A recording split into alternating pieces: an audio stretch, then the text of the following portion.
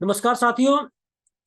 अरविंद केजरीवाल और अरविंद केजरीवाल की पार्टी आम आदमी पार्टी जब बनी तो बड़े बड़े दावे अरविंद केजरीवाल ने किए।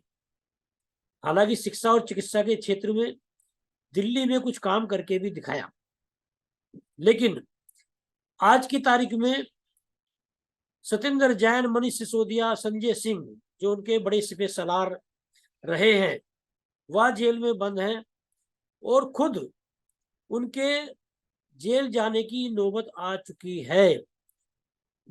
आम आदमी पार्टी ने पहले ही माहौल बनाना शुरू कर दिया है कि यदि अरविंद केजरीवाल जेल जाते हैं तो जेल से ही सरकार चलाएंगे। मतलब इस बार जो है, जैसे मनीष सिसोदिया, सत्येंद्र जैन से इस्तीफा लिया गया है, इस अरविंद केजरीवाल खुद इस्तीफा नहीं देंगे, वो जेल से सरकार चलाएंगे यदि वह जेल जाते हैं तो।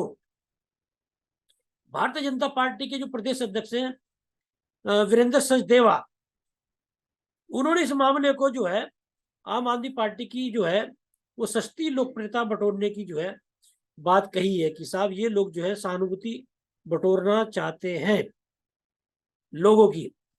एक बहुत बड़ा प्रश्न इस समय ये उठ रहा है कि अरविंद केजरीवाल जो है, जो चिल्ला चिल्ला कर कहते थे मनीष सिसोदिया वाले मामले में, संजय सिंह वाले मामले में कि साहब छापेमारी क्या है जेल भेज के दिखाओ, दोनों को जेल भेज दिया। और वो खुद अपने बारे में जो है कि दुनिया में यदि अरविंद केजरीवाल भ्रष्ट है तो कोई आदमी जो है वो सच्चा नहीं है, इस तरह के दावे करते थे।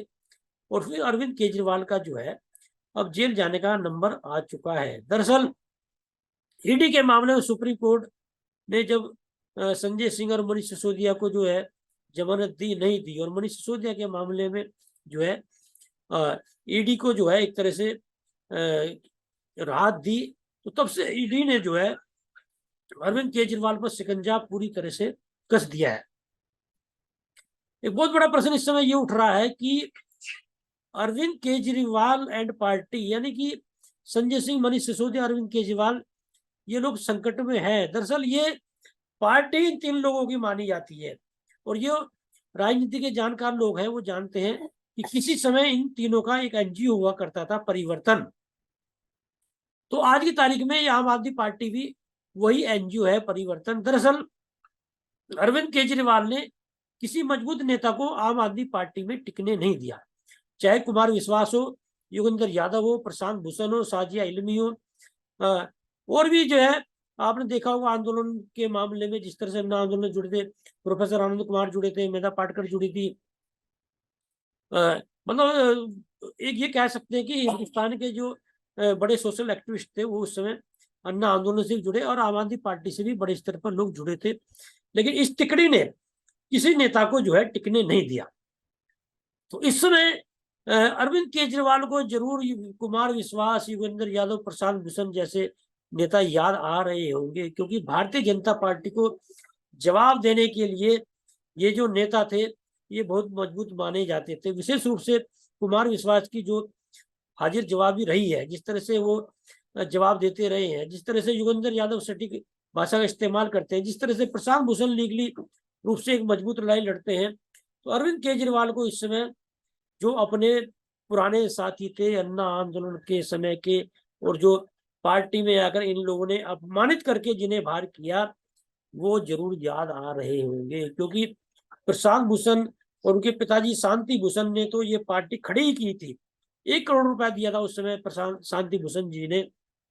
और ये भी कहा जाता है कि प्रशांत भूषण की बहन ने विदेश से आम आदमी पार्टी के लिए बड़े स्तर पर फंडिंग कराई थी।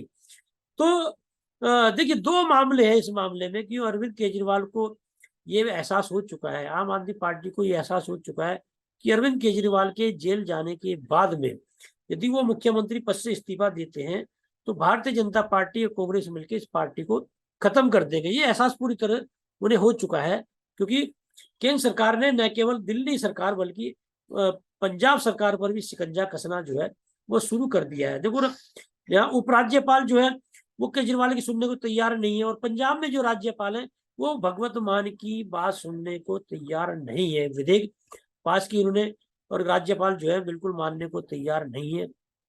तो ये जो आम आदमी पार्टी पर शिकंजा कसा है केंद्र सरकार ने, विशेष रूप से प्रधानमंत्री नरेंद्र मोदी और गृह मंत्री अमित शाह ने, वह आम आदमी पार्टी को बखूबी समझ में आ रहा है।